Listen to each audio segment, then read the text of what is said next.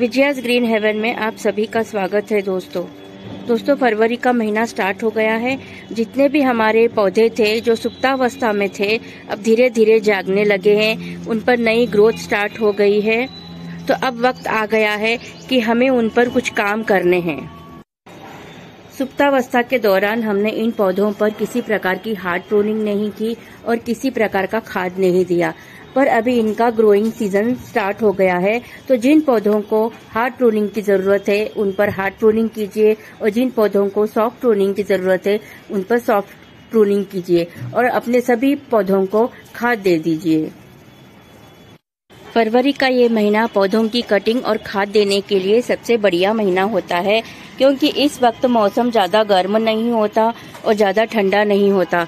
और आगे आने वाला समर सीजन, उसमें आप पौधों की कटिंग भी नहीं कर सकते और उसमें किसी प्रकार का खाद भी नहीं डाल सकते। तो जो भी काम आपको पौधों पर करना है इसी महीने में कर लीजिए या फिर आखिर मार्च महीने तक आप ये काम अपने निपटा लीजिए। मेरे गुड़हल के जो पौधे अभी तक सुप्तावस्था में थे उन पर देखिए नई कलियां बनने लग गई है। तो अभी मैं धीरे धीरे इनकी कटिंग कर दूंगी। और एक जो ये पौधा है मेरा, इसकी कटिंग मैं कर चुकी हूँ। और ये देखिए ये पौधा है, इसकी भी मैं कटिंग कर लूंगी।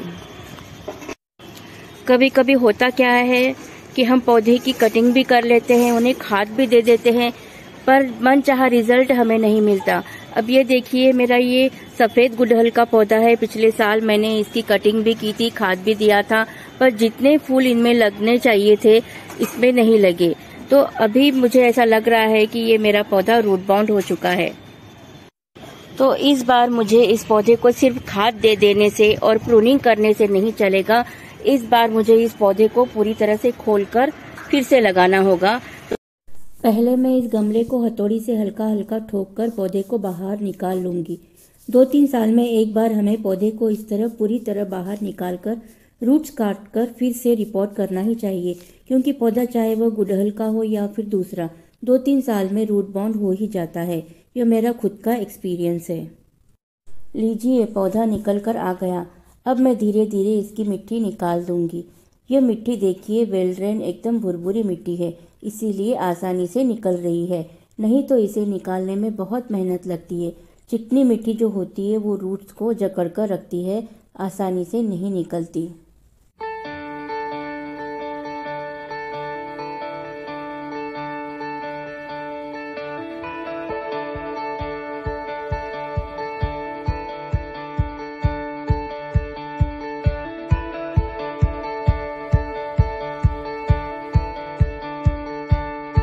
ये लीजिए मिट्टी पूरी तरह निकल गई।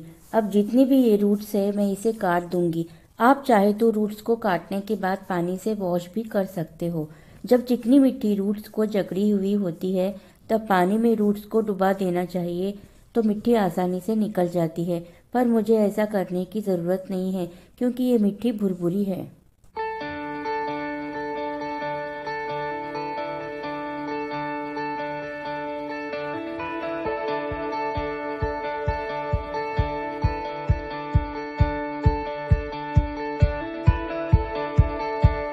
गमले में जो ये होल है देखिए कितना छोटा है।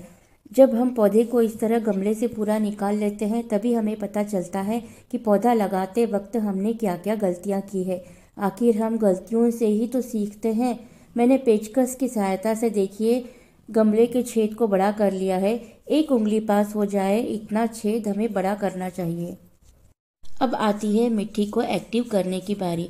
मिट्टी को उपजाऊ बनाने के लिए मैं पहले मिट्टी में घर की किचन वेस्ट से निकला हुआ खाद डालूंगी। आपके पास हो तो आप डालिए, नहीं तो गोबर की खाद या वर्मी कंपोस्ट आप डाल दीजिए। अब मैं इसमें डालूंगी 1 मुट्ठी बोन मील। इसमें फास्फोरस और कैल्शियम होता है जिससे पौधे पर फल और फूल आते हैं।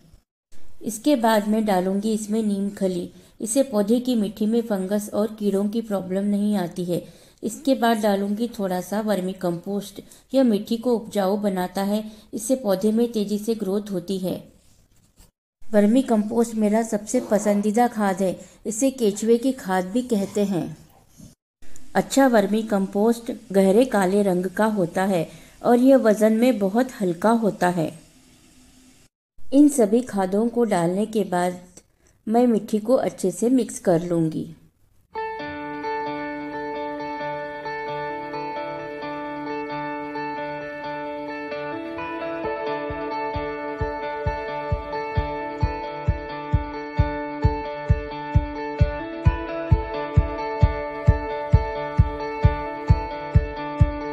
अब गमले में बने हुए छेद पर एक टिकरी उल्टा करके रख दूंगी और गमले में मिट्टी डालूंगी। आप चाहे तो गमले के नीचे के लेयर में सूखे पत्ते भी डाल सकते हैं।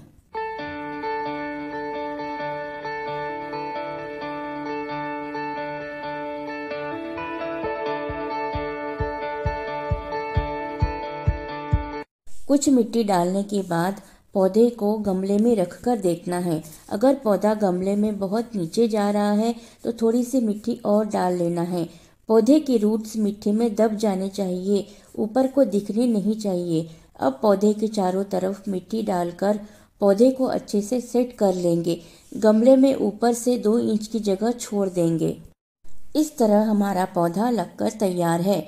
आखिर में इसे पानी दे देना है और 1 हफ्ता इसे छाया में ही रखना है। रूट्स काटने की वजह से इसके पत्ते पीले पड़कर झड़ जाएंगे और कुछ दिन तक यह मुरझाया सा लगेगा, पर बाद में यह सेट हो जाएगा।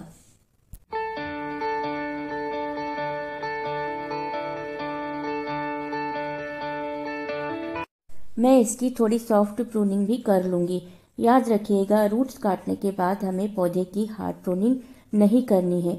वीडियो अच्छी लगी हो तो चैनल को लाइक, शेयर और सब्सक्राइब कीजिए और बेल आइकन को ज़रूर दबाइए ताकि आने वाली वीडियो की नोटिफिकेशंस आपको मिल जाए। धन्यवाद।